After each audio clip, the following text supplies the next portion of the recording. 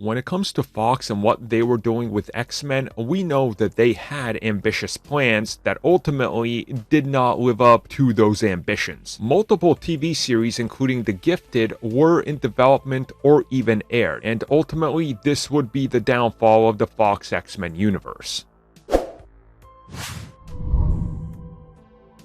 At one point before Fox decided that they needed to sell, they were very ambitious with their plans for the X-Men universe on film and TV. Originally, it was conceived as something that was going to live at the same time through different mediums and all have interconnected tissue, from the X-Men films to multiple live-action TV series that were in development. At one point, there was 5 TV series in full development, and the ones that ended up making it to the screen were Legion and, of course, Gifted. Now, I loved both of those for different reasons, but I really enjoyed Gifted and its story and how it felt like it was a X-Men story. Now, for those that maybe didn't watch it or can't remember what it's about, the X-Men and the mutants, the big ones, the important ones, all disappeared. And now there's plenty of mutants on the run, and they're the, less notable kind, like the ones you're not going to see on film again. And this was, in my opinion, a great way to handle a series. And it felt like it was connected to the bigger Marvel universe that the X-Men exist in.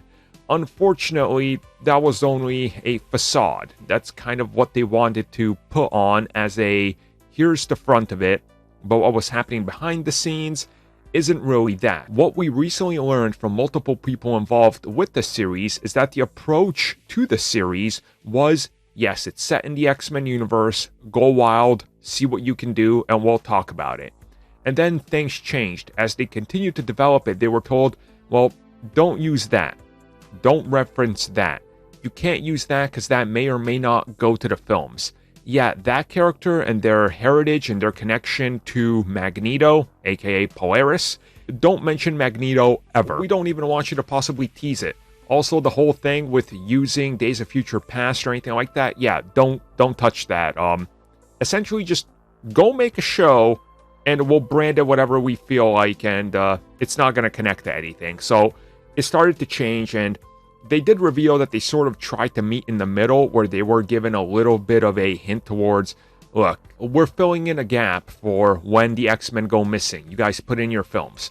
We're going to straddle the line of what happened to them, but we'll never address it. Fine. But you have to let us at least mention some of these things.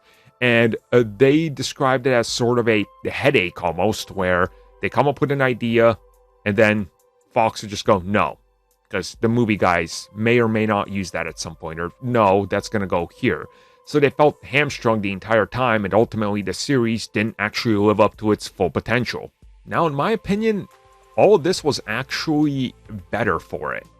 I mean, again, I know Gifted kind of gets thrown under the bus, and people really like to take a dump on it, but I thought it was great. Like, I legit thought it was great, and the limitations that were put on them to never show Magneto or anything like that, and to not fully explicitly explain why they disappeared or what this event was, strengthened the story, because then they had to focus on character development in this world where mutants and people that are different are being hunted by the government, and this lockdown and everything. And I thought that was great. It really strengthened the elements of the X-Men where Sentinels are constantly chasing you, and that was the central point of the show. Mutants that aren't popular enough to be in the X-Men on the run. Again, that was great. So, in a way, I see what they were saying. They were promised, hey, this is all going to connect. You guys are going to be great. We're going to rival Marvel, and we're going to be right there with them. And then you start developing, and they go, okay, we lied to you. So, why don't you pull all that back? I get what they were saying, but as a whole, the 2 seasons of Gifted, I love them.